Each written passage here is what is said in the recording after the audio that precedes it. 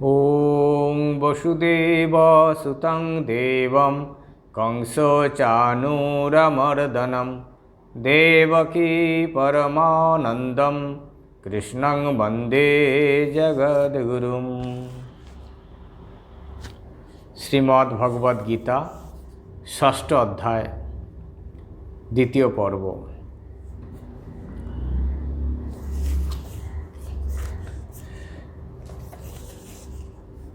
जितात्मनः प्रशान्तस्य परमात्मा समाहितः शीतोष्णसुखदुःखेषु तथा मानापमानयोः ज्ञानविज्ञानतृप्तात्मा कूटस्थो विजितेन्द्रियः युक्त इत्युच्यते योगी समलोष्टास्मकाञ्चनः स्नेहमित्रौर्युदासीन मध्यस्थदेशबन्धुषु साधुष्वपि च पापेषु समबुद्धिर्विशिष्यते।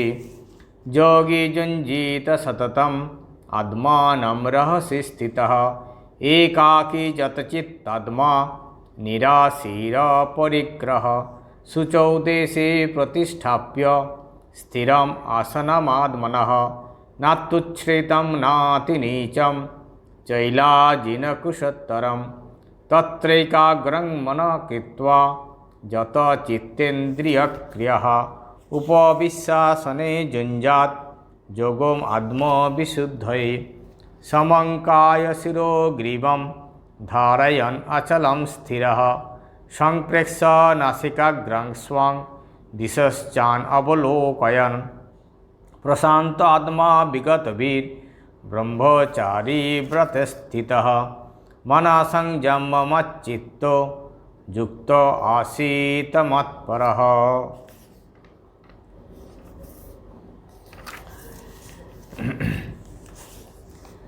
जितात्मनः प्रशान्तस्य परमात्मा समाहितः शीतोष्ण सुखदुःखेषु तथा मानोपमानयोः।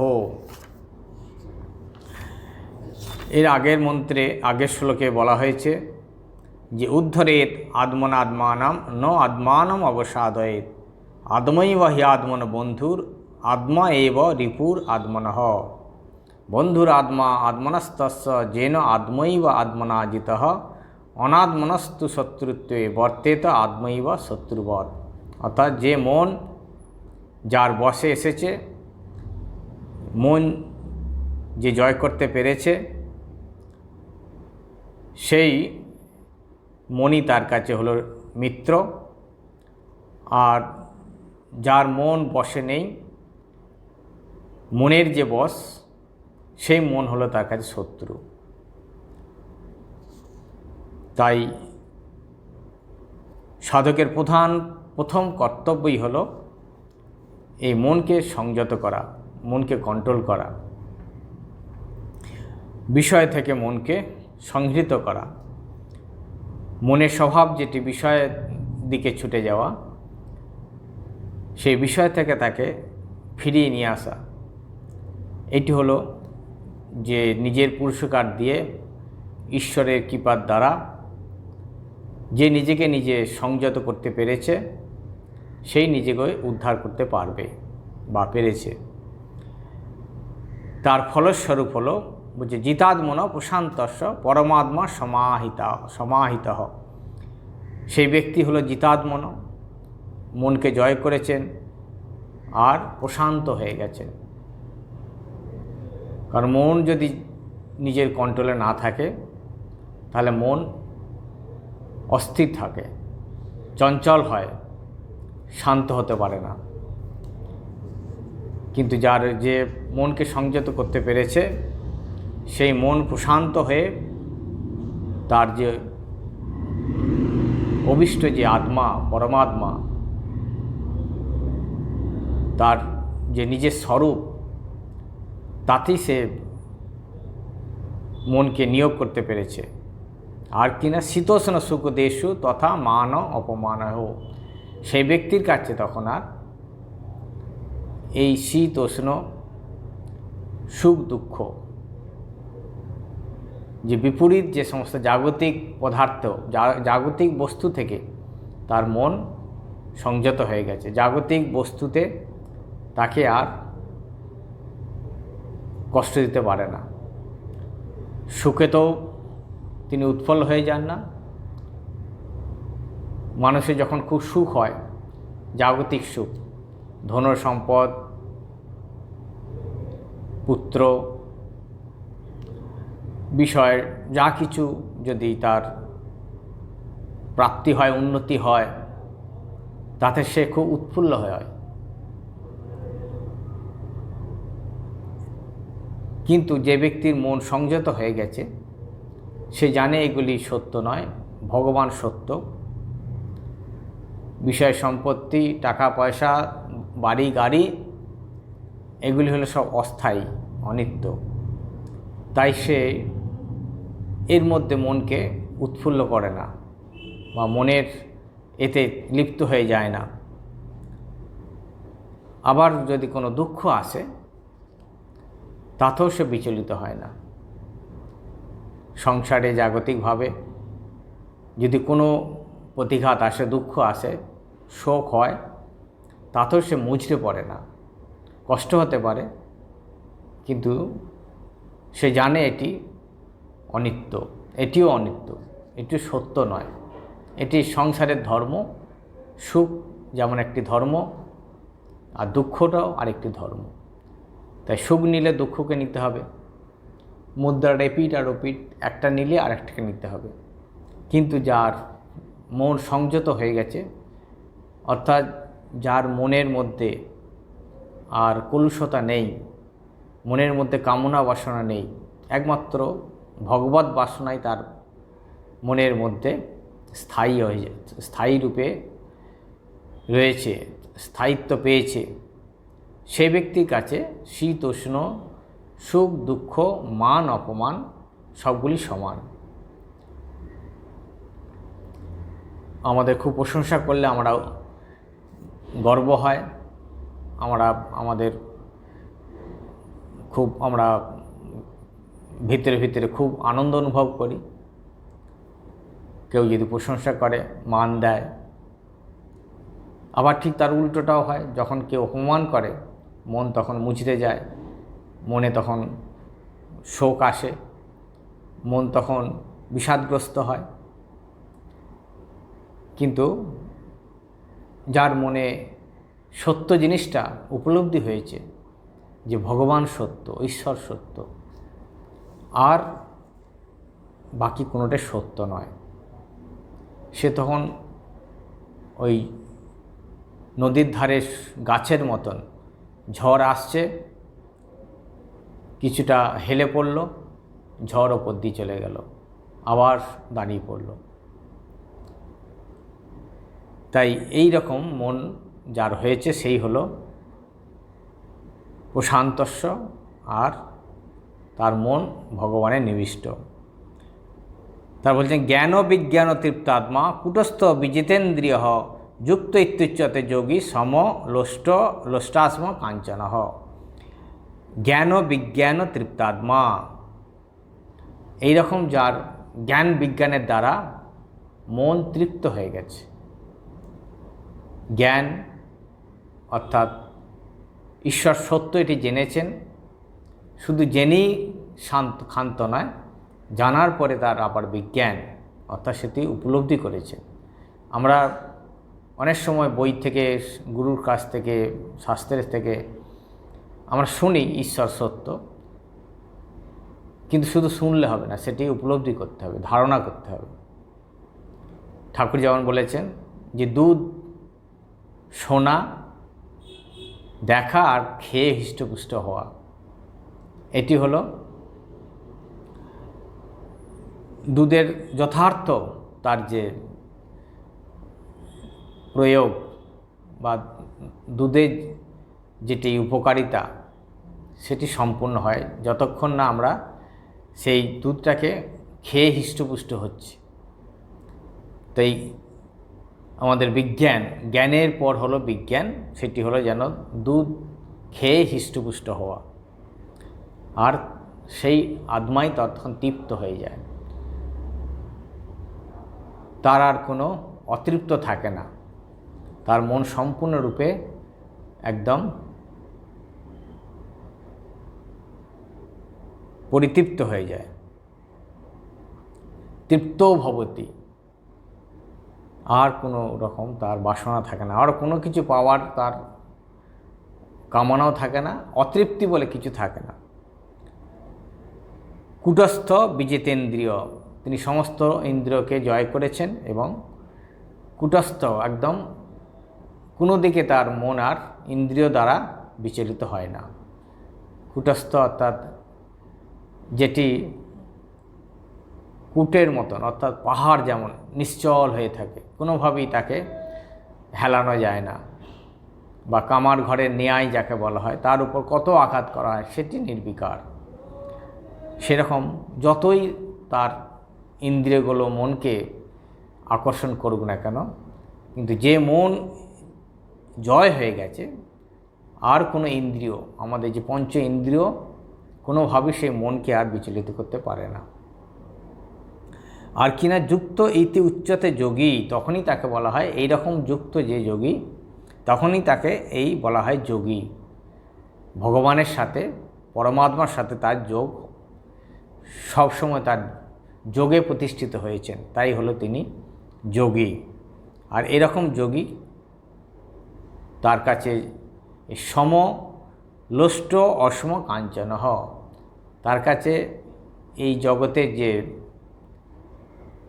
লোষ্ট, অসম আর কাঞ্চন, আমরা সব থেকে যেটি জগতে কাঞ্চন অর্থাৎ সোনা আমাদের কাছে খুব আকাঙ্ক্ষিত বস্তু, বা খুবই সেটি মূল্যবান বস্তু। তারপরে টাকা পয়সা, সেটিও মূল্যবান বস্তু, আকাঙ্ক্ষিত বস্তু আমাদের সকলেরই। আর লোষ্ট মানে এই ঘর বাড়ি, জায়গা, মাটি। তো এই লোষ্ট অসম কাঞ্চন হলো এই তিনটিকে দিয়ে সমস্ত জগতের যাবতীয় বস্তুকেই এর অন্তর্গত করা হলো, সমস্ত এর মধ্যে অন্তর্ভুক্ত। যে ব্যক্তির কাছে এই মাটি, টাকা পয়সা আর সোনা দানা, এগুলি তার কাছে সমান বোধ, অর্থাৎ একদিক থেকে যেমন বলা হয় সোনার আর মাটির দুটোর মূল্য আমাদের কাছে অনেক তফাৎ। আমরা একটা মাটির ঢেলা আর একটা সোনার ঢেলা, তা আমাদের মন প্রথমেই আকর্ষণ হবে এই সোনাটির দিকে, সেটি আমাদের কাছে খুবই মূল্যবান জিনিস, সেটি আমরা গ্রহণ করতে চাইব। টাকা পয়সা, সেটিও আমরা গ্রহণ করতে চাইব, তুলনামূলকভাবে মাটি, কারণ মাটিটার কোনো ভ্যালু নেই। এই দুটোর তুলনায় যেন মাটির কোনো সেখানে মূল্য নেই।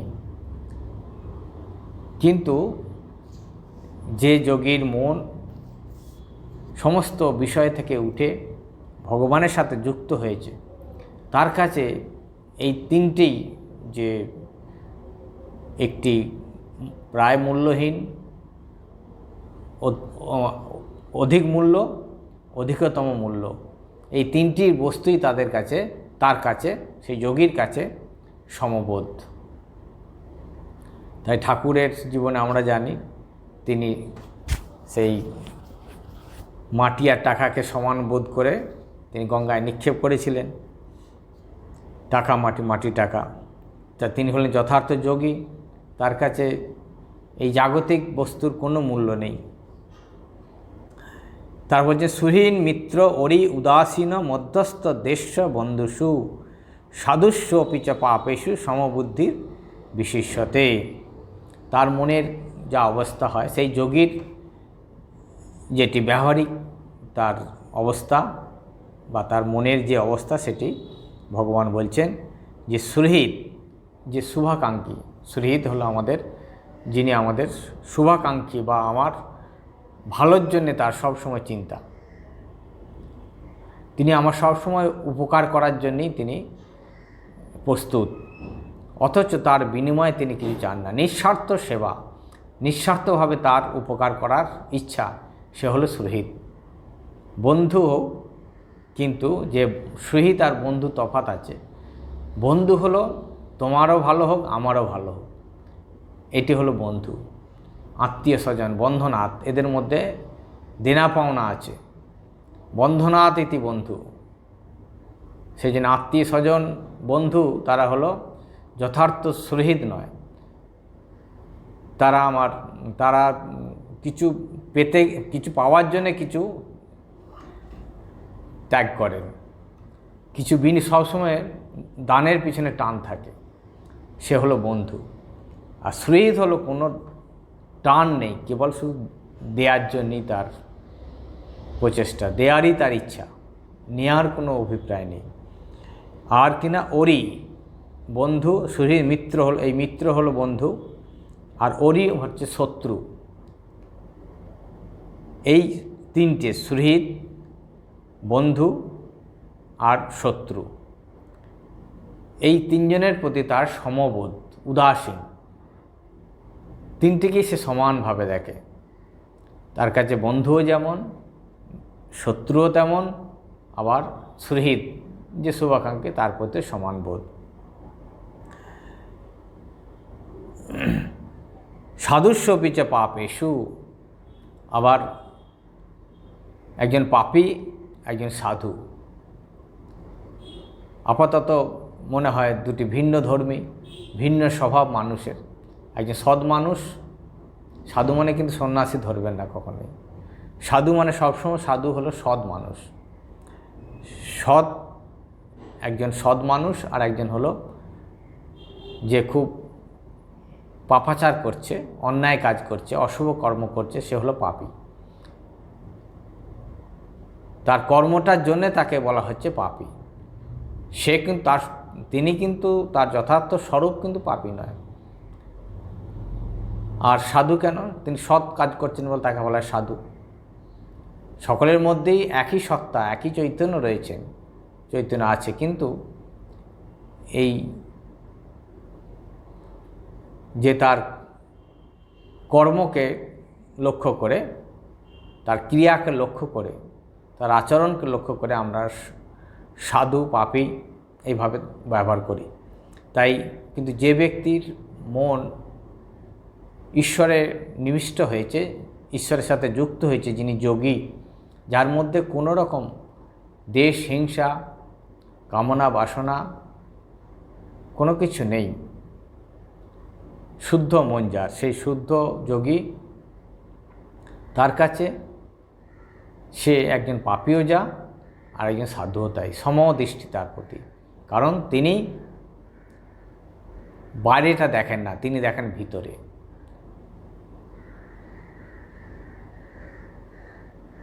ঠাকুর যেমন সবাইকে, সবার মধ্যে সেই চৈতন্যকে দর্শন করতেন, ভগবানকে দেখতেন, কারণ ভগবান তো পাপী নন, সবার মধ্যে সে ভগবান রয়েছেন। সুতরাং সেই এক দৃষ্টি, এক উপলব্ধি যার হয়, তিনি হলেন যোগী, পরম যোগী। তার মনে কোনো অশুদ্ধতা নেই, সেজন্য তিনি কোনো পাপও দেখেন না, পুণ্যও দেখেন না। তাই বললেন এই সমবুদ্ধির বিশিষ্যতে, এই দুজনের প্রতি সমান বুদ্ধি অর্থাৎ সমান বোধ। তার কর্মটা পাপী হতে পারে, কর্মটা, তার আচরণগুলো তার সেটি খারাপ, কিন্তু ব্যক্তি হিসাবে তিনি পাপী নন। চৈতন্য হিসাবে, আত্মস্বরূপে তিনি পাপী নন। তাই শাস্ত্র বলে পাপকে ঘৃণা করো, কিন্তু পাপীকে ঘৃণা করিও না। পাপ আর পাপী দুটি ভিন্ন বস্তু। কর্ম যে করে, কর্তা আর কর্ম দুটি আলাদা জিনিস। কর্তা তিনি এক বস্তু, আর যে কর্ম করে, কর্মটা হলো আর একটা বস্তু। তো যে যেমন কর্ম করে সে সেটিকে তার মধ্যে আরোপিত হয়। তাই পাপ কর্ম যে করছে তাকে আমরা পাপী বলে থাকি, কিন্তু আসলে তার স্বরূপটা কিন্তু পাপী নয়। তাই কর্মটাকে, অন্যায় কর্মটাকে ঘৃণা করো, যে করছে তাকে ঘৃণা করো না। তাই বললেন সুহীন মিত্র অরি উদাসীন মধ্যস্থ দেশ বন্ধুষু সাধুস্বপি চ পাপেষু সমবুদ্ধির বিশিষ্যতে। তারপর বলছেন যোগী যুঞ্জিত সততম আত্মানম রহসি স্থিত একাকী যত চিত্তাত্মা নিরাশির অপরিগ্রহ। যিনি যোগী হবেন, যিনি যোগ সাধন করবেন বা করছেন বা প্রতিষ্ঠিত হয়ে গেছেন, জন সাধন তন সিদ্ধি। একজনের সাধনটাই সেটি সিদ্ধ হয়, আবার সিদ্ধ ব্যক্তির সাধনটাই হলো, সিদ্ধ ব্যক্তির লক্ষণগুলি হলো সাধন। যেভাবে সিদ্ধ হয়েছেন তিনি, সেটি তার আচরণ হয়। স্থিতপ্রজ্ঞ ব্যক্তির যে লক্ষণগুলি, সেটি স্থিতপ্রজ্ঞ হওয়ার সাধন। তাই বলছেন যে যে ব্যক্তি যোগী হতে চান বা যোগ যিনি করতে চান, যোগে যিনি সিদ্ধ হতে চান, তার কীরকম আচরণ হবে, কিভাবে সে ব্যবহার করবে, কিভাবে সে থাকবে।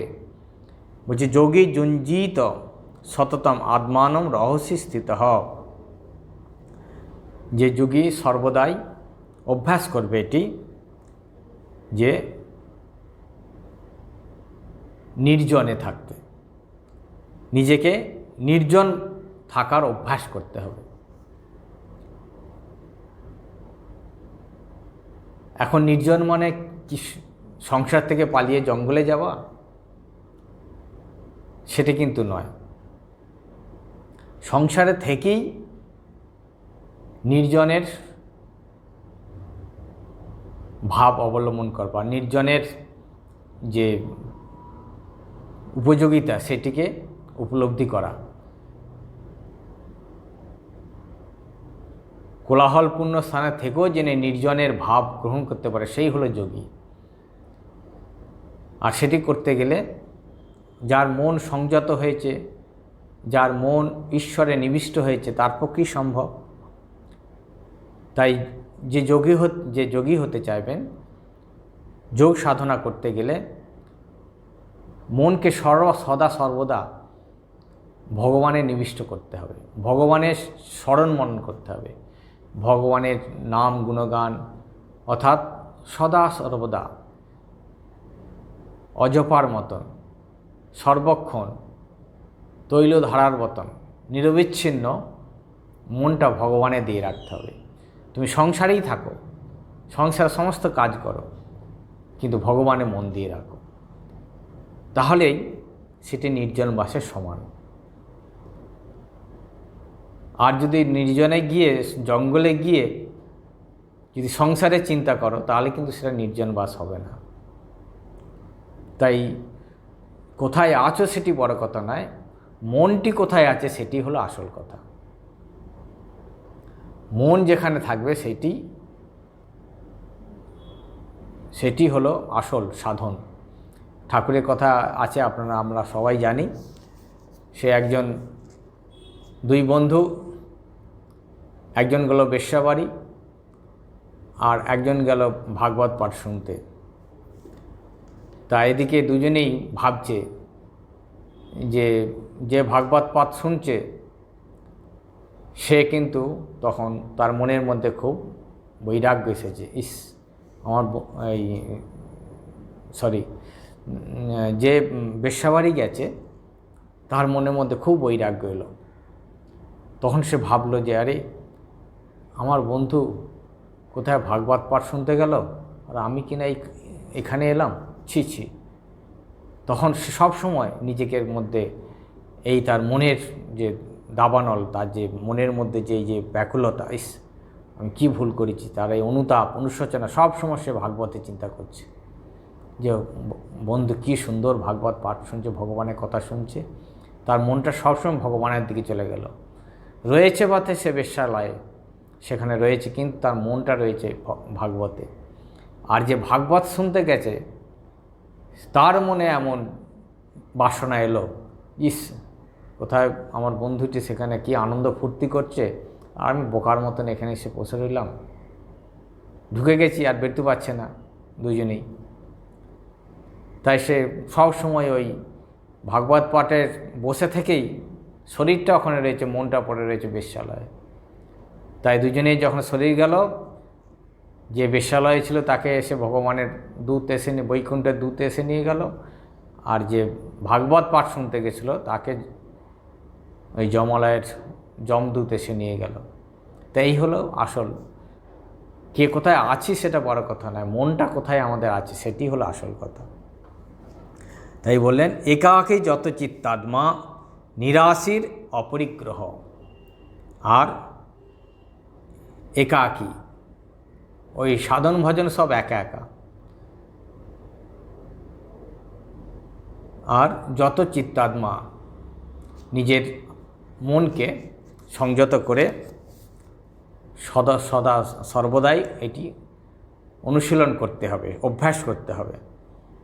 আর কিভাবে না, নিরাশির বাসনা ত্যাগ করে। নিরাশি মানে কোনো কামনা বাসনা যেন আমাদের আর না নতুন করে কামনা বাসনায় মনকে আকর্ষণ করতে না পারে। যেটি রয়েছে সেটিকে আমরা ছাড়তে চাইছি, ছাড়ার চেষ্টা করছি, আবার নতুন করে যেন কামনা বাসনা মনের মধ্যে না বাসা বাঁধতে পারে। তাই নিরাশী হতে হবে, সমস্ত বাসনা ছাড়তে হবে, আর নতুন করে গ্রহণ করা চলবে না। যে মনের মধ্যে যে সংকল্প, যে কিভাবে আরও টাকা পয়সা ধন দৌলত গাড়ি বাড়ি অসৎ উপায়ে লোককে বঞ্চনা করে প্রবঞ্চনা করে যে মানে যেন তেন প্রকারে আমার এই আরও চাই সোনা দানা গয়না, আমার আরও বৈভব সম্পদ এসব চাই, মনের মধ্যে যদি এইগুলি বাড়তে থাকে তাহলে কিন্তু মনের বাসনা আর যাবে না। তাই ভগবানের কাছে ওই সমস্ত বাসনা মুক্ত হতে চেষ্টা করতে হবে এবং সঙ্গে সঙ্গে মন ভগবানে যুক্ত করতে হবে, ভগবান কি চাইতে হবে। কারণ যদি প্রথমে আমাদের জ্ঞান হতে হবে যে ঈশ্বর সত্য, ঠাকুর সত্য, ঠাকুরই সব, তিনিই আমার আসল সম্পদ। এই টাকা পয়সা ধন দৌলত পুত্র আত্মীয় স্বজন এইগুলি কিন্তু আসল সম্পদ নয়, এগুলো হলো অনিত্য সম্পদ, এক্ষুনি আছে তক্ষুনি নাও থাকতে পারে, এই জন্মে আছে পরজন্মে নাও থাকতে পারে, কিছুই থাকবে না। তাই আসল সম্পদ হলেন ভগবান, ঠাকুর, মা, এরা হলো আমার পরম সম্পদ।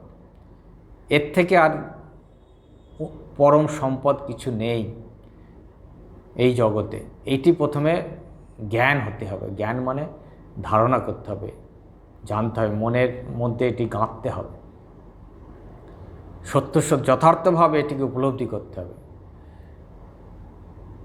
ওই যত এটাই করার জন্যই সাধনা, যত বাসনা কমবে তত ভগবানের ঠাকুর মায়ের যে আসল সম্পদ সেটি আমরা ততটা অনুভব করতে পারবো। যত অনুভব করতে পারবো ততই এগুলি আগুনে লাগবে। তাই এই যখন বাসনা আমার এই ধন সম্পদ এর প্রতি যখন কমতে থাকবে, ঠাকুর মা তাকে যখন আমরা সত্যিকারের আমার সম্পদ,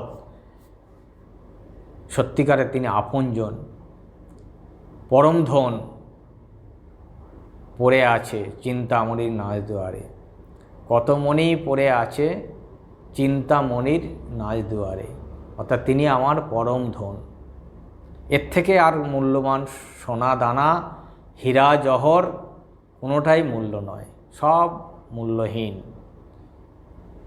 তো এইটি মনের মধ্যে যখন ঠিক ঠিক ধারণা হবে তখনই নিরাশী হবে, আর তখনই অপরিগ্রহ। অপরিগ্রহ অর্থাৎ অপ্রয়োজনে কোনো কিছু গ্রহণ করার ইচ্ছা। আমার প্রয়োজন নেই অথচ আমার গ্রহণ করার ইচ্ছা। কোনো একটা ভালো জিনিস দেখলেই মনে হয় আরে ওটা আমি পেলে ভালো হতো। এটা কিন্তু পরিগ্রহ। এই বাসনা থাকবে না, অপরিগ্রহ হতে হবে।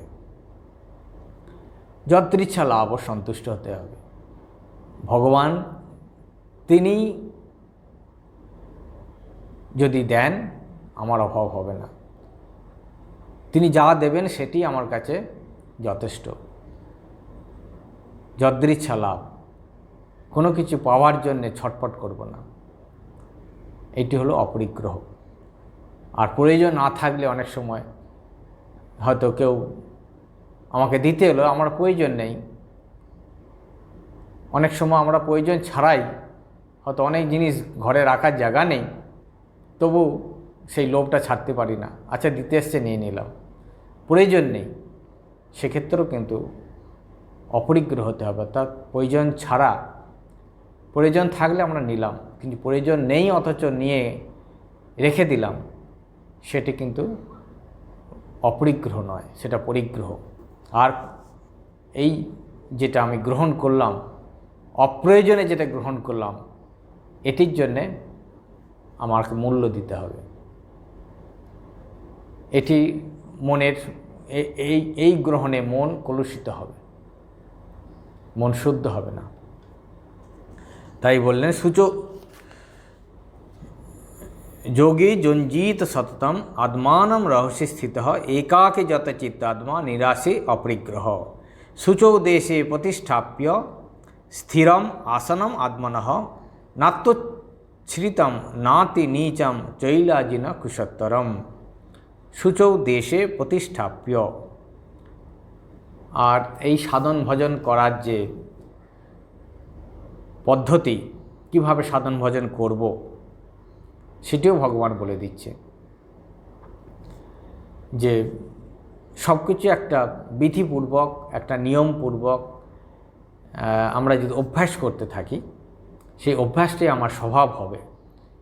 সহজে সেটা আমরা এই মনকে সংযত করতে পারবো, মনকে ভগবানে নিবিষ্ট করতে পারবো। কীরকম না, শুচৌ দেশে প্রতিষ্ঠাপ্য। আমরা যখন সাধন ভজন বা মনকে যখন সংযত করার চেষ্টা করব, কারণ সারাদিনেই আমাদের মন ভগবানের দেওয়ার চেষ্টা করতে হবে। এছাড়াও সারাদিন যদি আমি মনটাকে ভগবানের দেওয়ার চেষ্টা করি, তাহলে সেই মন অনেকটা শুদ্ধ হতে থাকবে, অনেকটা সংযত হতে থাকবে। তখন কি হবে, একটা নির্দিষ্ট সময় আসনে আসন করে বসে আরও নিবিষ্টভাবে ভগবানকে আরও আপন করে পাওয়ার চেষ্টা করতে হবে, আপন করে দেখার চেষ্টা করতে হবে। সেটির উপায় বলছেন শুচৌ দেশে, মানে যে স্থানে আমরা ভগবানকে ডাকব সেটি যেন পবিত্র হয়, শুচি হয়। পবিত্র অর্থাৎ বাহ্যিক, আভ্যন্তরিক, আন্তর্বাহ্যিক দুদিক থেকে যেন সেটা পবিত্র হয়। পবিত্র মানে যে জায়গায়, যে ঘর, সেটি যেন পরিষ্কার পরিচ্ছন্ন থাকে। কারণ সেখানে ময়লা পড়ে আছে, ঘরে গন্ধ ছাড়ছে, সেখানে কিন্তু সেটি কিন্তু শুচি স্থান নয়, পবিত্র স্থান নয়। তাই পরিষ্কার পরিচ্ছন্ন জায়গা এবং সেই ঘরটিও যেন তন্মাত্রাটা শুচি হয়, তন্মাত্রা ভগবত তন্মাত্রায় সেটি যেন পূর্ণ থাকে। অর্থাৎ এমন একটি জায়গা রাখতে হবে যেখানে ভগবত চিন্তনই হয়, অন্য কোনো চিন্তা সেখানে থাকবে না।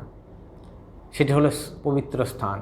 যেমন সেই জন্যই বলা হয় মন্দির, ভগবান যেখানে থাকেন সেটি হলো মন্দির। সেখানে ভগবত কথাই আলোচনা করতে হয়, ভগবানের কথাই সেখানে সর্বক্ষণ চলতে থাকে, তার তন্মাত্রা। তাই সেই সব স্থানে যদি আমরা বসি, তাহলে সেটা বসার সাথে সাথে সেই যে তন্মাত্রা আমার সহায়ক হবে মনকে সংযত করার জন্যে। খুব সহজ এবং আরও মনটা নিবিষ্ট হবে। আর যদি সেই জায়গায় সারাক্ষণ বিষয়ে কথা হয় তাহলে কিন্তু সেখানে ভগবানের তন্মাত্রা থাকবে না, বিষয়ের তন্মাত্রা থাকবে। সেখানে মন বিষয়ের দিকে ছুটবে। যেখানে যা ঠান্ডা জায়গায় গেলে ঠান্ডা অনুভব হবে, গরম জায়গায় গেলে গরম অনুভব হবে। তাই ভগবানের তন্মাত্রা যেখানে থাকে সেই সব জায়গাতে ধ্যান ধারণা আসন করে বসে ভগবানের চিন্তা করা খুব দরকার। তাই বলেন শুচৌ দেশে প্রতিষ্ঠাপ, পবিত্র স্থানে একটা ঘরের মধ্যেই একটা স্থান থাকবে, একটা জায়গা থাকবে, একটা ঠাকুর ঘর থাকবে। আমাদের সবার ঘর থাকবে, অথচ ঠাকুরের ঘর থাকবে না, যিনি আমার প্রাণের যিনি প্রিয়তম, যাকে আমি সর্বক্ষণ স্মরণ করছি, ভাবছি, যিনি আমার ইহকালে পরকালের সত্যিকারের জিনিস, তার জন্যে না ভেবে আমাদের নিজের জন্যে যদি সবসময় ভাবি তাহলে কিন্তু হবে না। সেই জন্যে প্রত্যেক বাড়িতেই একটা ঠাকুর ঘর দরকার, ছোট্ট করে অন্তত ঠাকুর ঘর দরকার। অনেক ভক্ত আছেন, তাদের অনেকেরই আছেন, প্রায় আমাদের ঠাকুরের ভক্তদের প্রায় সবারই রয়েছে। এবং অনেক ঠাকুরের ভক্তরা আমরা দেখেছি বা শুনেছি, যখন কোনো নতুন বাড়ি, ফ্ল্যাট বাড়ি কেনেন বা করেন বা বাড়ি তৈরি করেন, প্রথমেই ভাবেন যে একটা ঠাকুরের ঘর যেন থাকে, কারণ তিনি ভক্ত, তো সেই জন্য ভগবানকে সবসময় আগে ভাবে, তার জন্য আগে, তারপরে আমাদের। তাই ওই ঠাকুর ঘরে বসে সেই ঠাকুরও আলাদা থাকবে, সেখানে কোনো বিষয়ে কথা হবে না, সেখানে সবসময় ভগবানের কথা হবে। যখনই সময় পাবো সেখানে গিয়ে বসবো, সেখানে ভগবানের চিন্তা করব। সেখানে যেন বিষয়ের কোনো কথা ঢুকতে না পারে। সেই ঠাকুর ঘর ঢুকে দরজা বন্ধ, বিষয়কে সেখানে ঢুকতে দেওয়া চলবে না। আর স্থিরম আসনম আত্মনঃ, সেই একটা আসন করে তার উপর স্থির হয়ে বসা। আসনটা পরে বলেছেন যে চৈলাজিন কুশোত্তরম, প্রথমে একটা নিচে থাকবে চামড়া, এই প্রথমে থাকবে কুশ, তারপরে তার উপরে থাকবে চামড়া, তার উপরে থাকবে নরম বস্ত্র। চৈল জিন কুশোত্তরম, কুশটা মাটির, প্রথমে মাটি মানে এই গ্রাউন্ডে, তারপরে থাকবে চামড়া, চর্ম কিছু, আর তারপরে থাকবে মসৃণ বস্ত্র। তার উপর বসে সুখাসন করে, যে আসনে বসলে আপনি আরামবোধ অনুভব করবেন, কমফর্ট অনুভব করবেন, সেটি হলো সুখাসন। চেয়ারে হলে চেয়ারে বসুন, খাটে বসুন,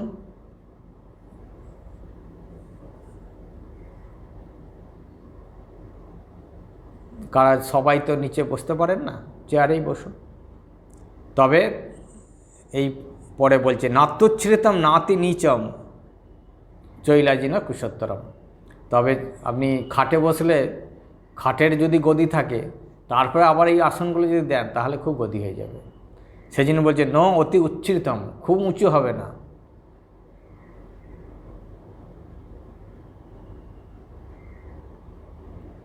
তাই একটা সামঞ্জস্য থাকবে, খুব উঁচুও নয়, ন অতি নিচম, আবার খুব নিচুও নয়। খুব পাতলা, হয়তো আপনি কুশ দিলেন একটা, খুব পাতলা চামড়া, খুব পাতলা একটা কাপড়, তাহলেও কিন্তু এটা কমফোর্ট হবে না। মধ্যপন্থা, না অতি উঁচু আর না অতি নিচু, এই মাঝামাঝি, সেটা আপনাকে ঠিক করে নিতে হবে, যেটা বসলে আরাম হয়। আর প্রথমে বললাম চৈল অজিন কুশোত্তরম, অজিন হলো চামড়া, চৈল হলো এই বস্ত্র, নরম বস্ত্র, আর কুশ। এইভাবে আসন করে সুখাসনে ভগবানের মনকে নিবিষ্ট করা, ভগবানের সাথে যুক্ত হওয়া, ভগবানের সাথে যোগ করা, এটি হলো সাধনা। সর্বক্ষণ সারাদিন 24 ঘন্টাই মনকে ভগবানে নিবিষ্ট রাখার চেষ্টা করতে হবে, ভগবানের একটা মন ভগবানে দিয়ে রাখতে হবে। আর তার মাঝে ফাঁকে যখনই সময় পাওয়া যাবে, অন্তত সকাল সন্ধে সারাদিন অন্তত 2 বার এই আসন করে বসে ভগবানের সাথে খুব ঘনিষ্ঠ হওয়া। দেখবেন যত আপনি ভগবানের সাথে ঘনিষ্ঠ হতে পারবেন, ভগবানের মনটা যত লিপ্ত করতে পারবেন, যুক্ত করতে পারবেন, তত ভগবানের যে আনন্দ, শান্তি, সেটি আপনি অনুভব করবেন। আর যত ভগবানের কাছাকাছি যত যাবেন, ততই শান্তি, আনন্দ পাবেন। ঠাকুর যেমন বলেছেন, গঙ্গার দিকে যত আগানো যায় ততই গঙ্গার যে ঠান্ডা বাতাস সেটি অনুভব করি, আর গঙ্গা থেকে যত সরে যাব তত এই ঠান্ডাটা কমতে থাকবে। তাই ঠিক যদি আপনি ধ্যান ধারণা যোগ অভ্যাস করেন, তখন দেখবেন যে ভগবানের যা স্বরূপ, ভগবানের যে গুণ, সেগুলি আপনার মধ্যে আসছে মানেই ভাবতে হবে আমরা ভগবানের দিকে এগিয়ে যাচ্ছি। কারণ ভগবানের গুণ আমার মধ্যে আভাস আসছে। তাই যত আমরা আগাতে থাকব, ততই ভগবানের যে গুণ, সচ্চিদানন্দ যে তিনি, সেগুলি আমার মধ্যে আসবে। এটি হলো আমাদের এই যোগের যে পদ্ধতি, যে শুচৌ দেশে প্রতিষ্ঠাপ্য স্থিরম আসনম আত্মনঃ নাত্যুচ্ছ্রিতাম নাতি নিচাম চৈল অজিন কুশোত্তরম। এটি অভ্যাস করা খুব দরকার। অনেকে আবার সারাদিন পড়াশোনা করছেন, এই সমস্ত আমরা শুনছি, শাস্ত্রের কথা শুনছি, ভগবানের কথা শুনছি, কথামৃত শুনছি, কিন্তু বসার অভ্যাস করছি না। কিন্তু বসার অভ্যাস প্রয়োজন। আপনি 24 ঘন্টা যদিও বলে আমার সর্বক্ষণ আমি ভগবানকে স্মরণ মনন করছি, সেটা খুবই ভালো, কিন্তু সেটা কতটা করছি সেটাকে যাচাই করার জন্যে ওই সকাল সন্ধে বসতে হবে। যদি দেখি, যদি এই যে যখন চুপ করে সকাল সন্ধে যখন ভগবানকে একান্তে স্মরণ করার চেষ্টা করছি, তখনই ঠিক প্রমাণ হবে, ঠিক তার প্রত্যক্ষ হবে যে আমি কতটা ভগবানকে সত্যি স্মরণ করতে পারছি। যদি সারাদিন আমি স্মরণ করতে থাকি, ওই ধ্যানে বসলে, যোগে বসলে মন হু করে ভগবানের দিকে চলে যাবে। কিন্তু এই অভ্যাস যদি আমরা না করি, তাহলে কিন্তু মন ভগবানের দিকে, ভগবানের সাথে যুক্ত হওয়া একটু কঠিন। তাই এটি ভগবান গীতা বলছেন যে সারাদিনের মধ্যে সকাল সন্ধে প্রশস্ত সময় ভগবানের সাথে যুক্ত হওয়ার, না হলেও যদি অন্য সময়, যার যখন সময় হবে, নির্দিষ্ট একটা সময় করতে পারলে খুব ভালো করে ভগবানের সাথে এই যোগ অভ্যাস আমাদের খুব প্রয়োজন। যোগ অভ্যাস করতেই আমাদের ভগবানের সাথে যুক্ত হওয়ার এটি সহজ উপায়। আমরা আজকে এখানে শেষ করলাম। 6ষ্ঠ অধ্যায় 11 মন্ত্র। ওম শান্তি শান্তি শান্তি হরি ওম তৎসৎ। শ্রীরামকৃষ্ণার্পণমস্তু।